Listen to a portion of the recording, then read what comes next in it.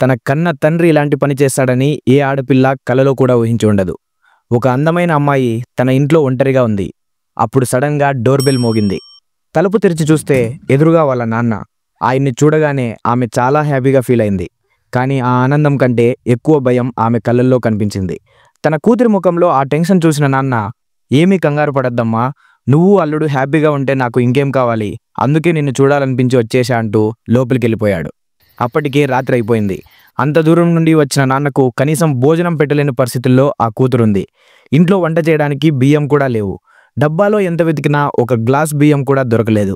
తన కూతురు టెన్షన్ పడుతుందని గమనించిన నాన్న ఏదో పని ఉన్నట్టు వంటింట్లోకి వెళ్ళాడు. అక్కడ డబ్బాల మూతలు తీసి చూస్తే కళ్ళల్లో నీళ్లు తిరిగాయి.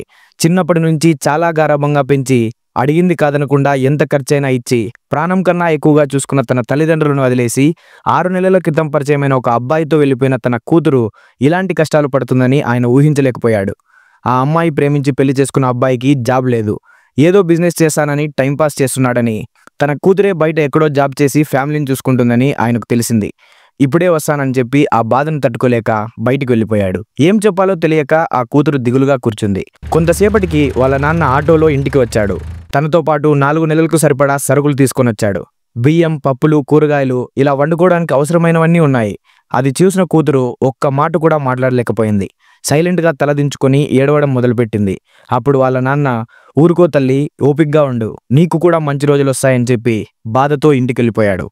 అయితే ఆయన చెప్పినట్లుగానే జరిగింది. కొద్ది రోజుల్లోనే ఆ కూతురికి మంచి రోజులు వచ్చాయి. మళ్ళీ ఒకసారి ఆ నాన్న కూతురి ఇంటికి వెళ్ళాడు. ఇల్లంతా కలకలలాడుతూ కనిపించింది. ఒక పక్క బియ్యం బస్తాలు, వంటింట్లో ఫుల్గా సరుకులు. అది చూసి ఆ నాన్నకు చాలా సంతోషంగా అనిపించింది. కూతురి ఆనందం కోసం భోజనం చేసి లేచాడు.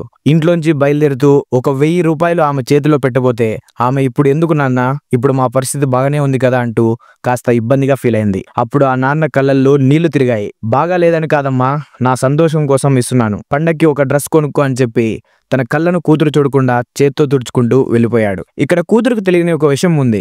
వాళ్ళ నాన్నే తన అల్లుడికి డబ్బు ఇచ్చి మంచి బిజినెస్ పెట్టించి ఆ విధంగా కూతురు లైఫ్ని సెట్ చేశాడు. ఈ విషయం కూతురికి తెలిస్తే నన్ను ఇంతగా ప్రేమించిన నాన్నను మోసం చేసి నేనేం సాధించాను అని బాధపడుతుందని ఆయన ఈ విషయాన్ని సీక్రెట్గా ఉంచాడు. నిజంగా నాన్న ఎప్పుడు నాన్నే కదా. తన పిల్లలు తనను వదిలి వెళ్ళిపోయినా వాళ్ళు ఎక్కడ ఉన్నా బాగుండాలని కోరుకుంటారు. వారికి కష్టం వస్తే తన ప్రాణాలను అడ్డుపెట్టి ఆ కష్టాన్ని తీరుస్తారు. మీరు తీసుకునే నిర్ణయాలు ఫెయిల్ అయితే తిరిగి మిమ్మల్ని దగ్గరకు తీసుకునేది మీ తల్లిదండ్రులు మాత్రమే.